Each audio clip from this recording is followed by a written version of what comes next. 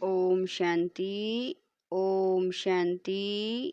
ओम शांति। 26/6/23 प्रातः मुरली। ओम शांति। बाप दादा मधुबन। मीठे बच्चे, तुमने ईश्वर की गोद ली है मनुष्य से देवता बनने के लिए। उनकी श्रीमत ही तुम्हें मनुष्य से देवता बना देती है। प्रश्न है, आप मुए मर गई दुनिया, इसका अर्थ क्या है? उत्तर है, आप बच्चे जब बाप के पास जीते जी मरते हो तो सारी दुनिया ही खत्म हो जाती है।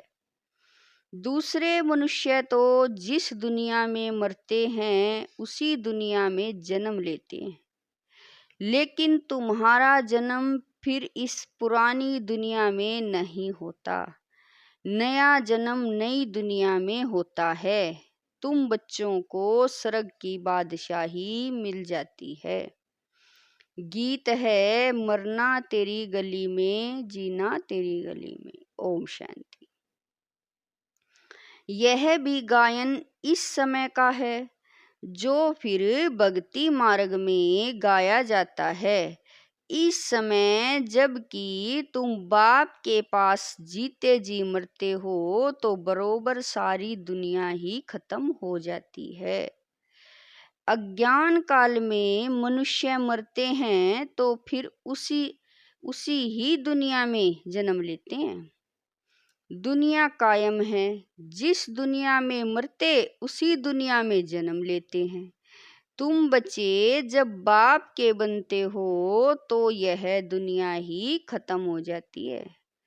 कहावत है, आप मुए तो मर गई दुनिया, परंतु दुनिया विनाश तो नहीं हो जाती। इस ही दुनिया में फिर जन्म लेना पड़ता है।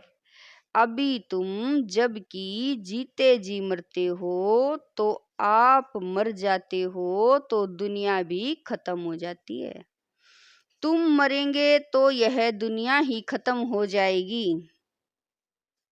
तुम जानते हो हम फिर नई दुनिया में आएंगे, यह सिर्फ तुम ब्राह्मण ही जानते हो। ईश्वर का बच्चा होने से हमको सतयुग का बर्थ राइट मिलता है, स्वर्ग की बादशाही मिलती है, नरक खत्म हो जाता है। इसमें कोई मेहनत नहीं है, सिर्फ बाप को याद करना है। मनुष्य जब कोई मरने पर होते हैं तो उनको कहते हैं राम राम कहो, पिछाड़ी में उठाने समय कहते हैं राम नाम सत्य है।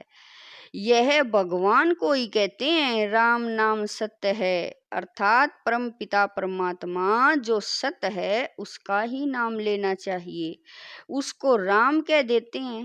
माला भी राम राम कह सिमरते हैं। राम राम की धुनी ऐसी लगाते हैं जैसे बाजा बजाते हैं। तुम बच्चों को बाप समझाते हैं कि कोई आवाज नहीं करना है, सिर्फ बुद्धि से याद करना है। तुम जानते हो जीते जी ईश्वर की गोद में आने से यह दुख रूपी दुनिया खत्म हो जाती है। बाबा हम आपके गले का हार बन जाएंगे। गाया भी जाता है रुद्रमाला, तुम रुद्रमाला में पिरोने लिए इस रुद्र ज्ञान यज्ञ में बैठे हो। कल्प पहले मुआफिक। दूसरा कोई सत्संग नहीं जहां ऐसे समझते हो कि हम ईश्वर बाप के गले में पिरोएंगे। बाप से तो जरूर वर्षा मिलेगा। बाप कौन कहते हैं? आत्मा। आत्मा में ही मन बुद्धि है ना। बुद्धि समझती है, फिर कहती है, पहले संकल्प आता है, फिर कर्मेंद्रियों से कहा जाता है। बरोबर हम बाबा के बने हैं, बाबा के ही होकर रहेंगे। गॉड फादर कहते हैं ना। फिर पूछो तुम्हारे में गॉड फादर की नॉलेज है तो कहेंगे गॉड तो सर्वव्यापी है, बोलो, तुम्हारी आत्मा कहती है परम पिता परमात्मा तो पिता है, फिर सर्वव्यापी कैसे होगा? बच्चे में बाप आ गया क्या? बाप को सर्वव्यापी कहना बिल्कुल रोंग है। लौकिक बाप के भी 5-7 बच्चे होंगे, क्या वह कहेंगे कि बाबा आप सर्वव्यापी हो? यह भी समझने की बात है। मुख से कहते हो परमपिता, फिर सर्वव्यापी कैसे कहते हो? पिता फिर मेरे में है, यह कैसे हो सकता है? बच्चा फिर कहे मेरे में बाप का प्रवेश है। बच्चा थोड़ा ही कहेगा मैं बाप हूँ, तुम आत्मा उनके बच्चे हो। फिर कहते हो पिता मेरे में भी है, बाप कैसे बच्चे में होगा? बहुत अच्छी रीति समझकर फिर समझाना है। रुद्र ज्ञान यज्ञ तो मशहूर है। रुद्र है निराकार, श्री कृष्ण तो साकार है। आखिरीन भगवान किसको कहा जाता है? मनुष्य तो बहुत भूले हुए हैं, कह देते God father is omni present, मेरे में भी है। बाप तो घर में ही रहता और कहाँ रहेंगे? अभी बाप इस बेहद के घर में आया हुआ है, यहाँ विराजमान है। कहते हैं मैंने इसमें प्रवेश किया है। कुछ पूछना हो तो पूछो। आगे बाबा करें आगे पितरों को बुलाने का बहुत रिवाज था।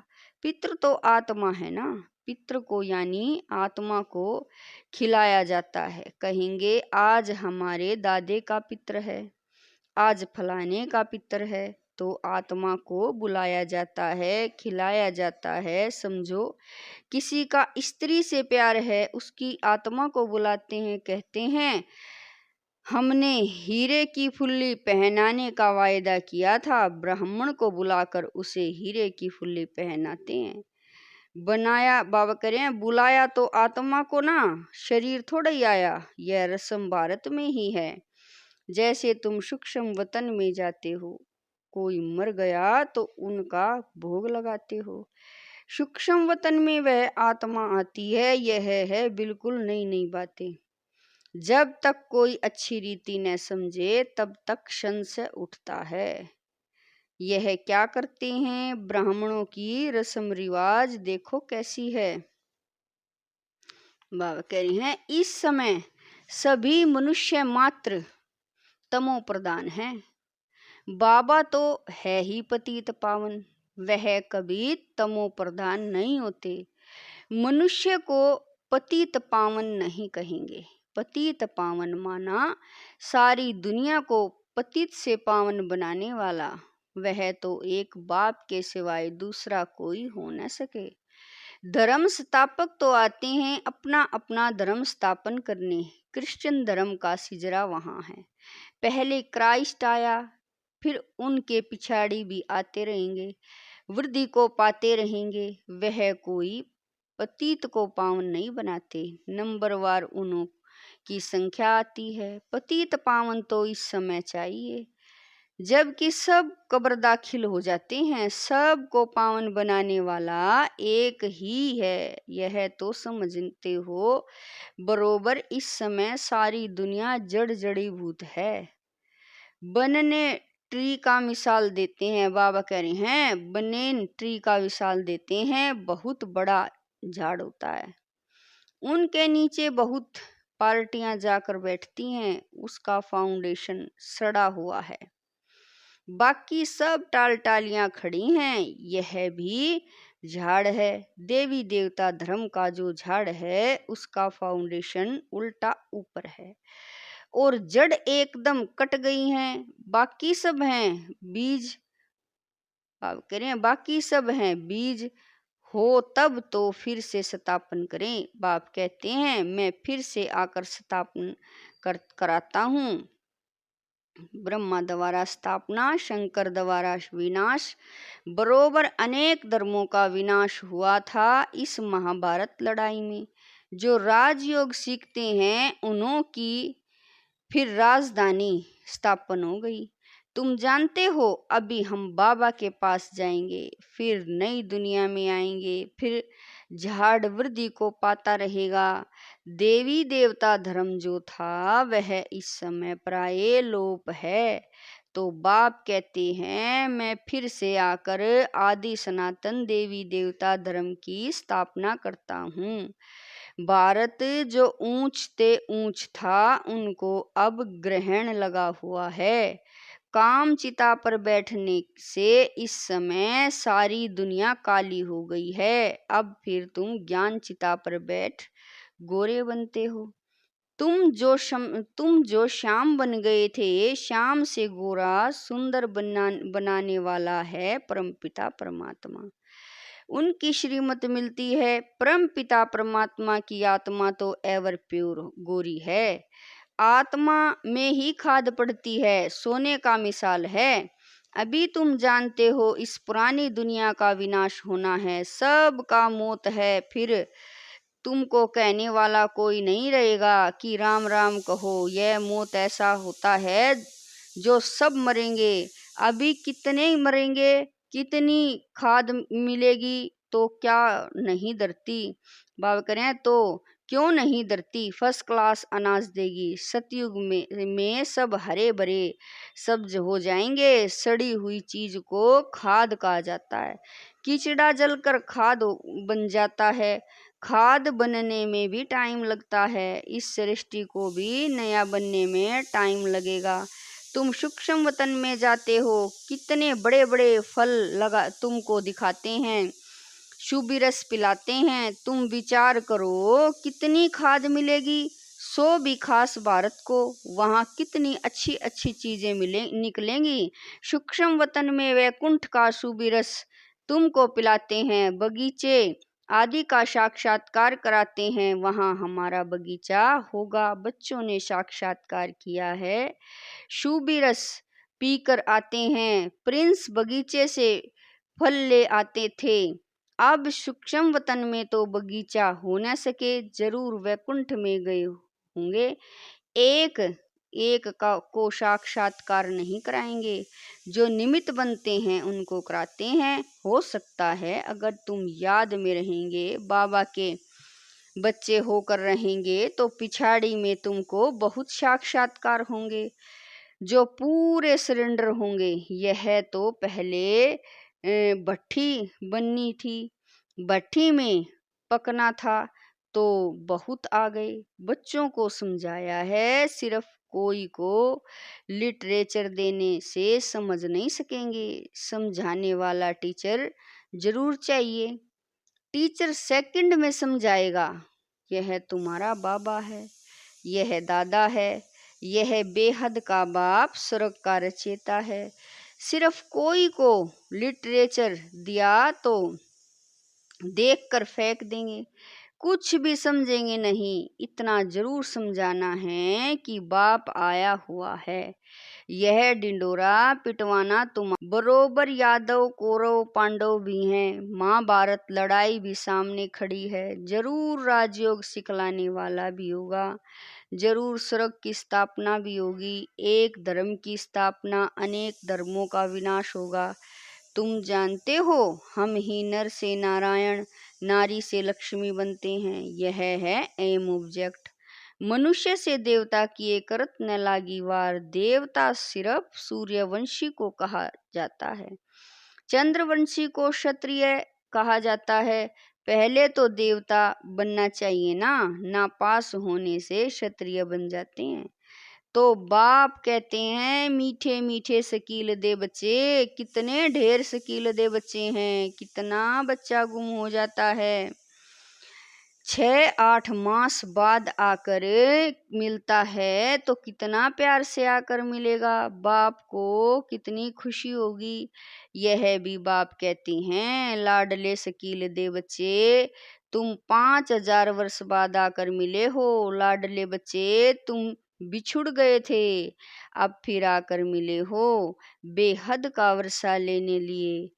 DT world sovereignty is your god fatherly birthright. Baba तुमको बेहद की बादशाही देने आया है।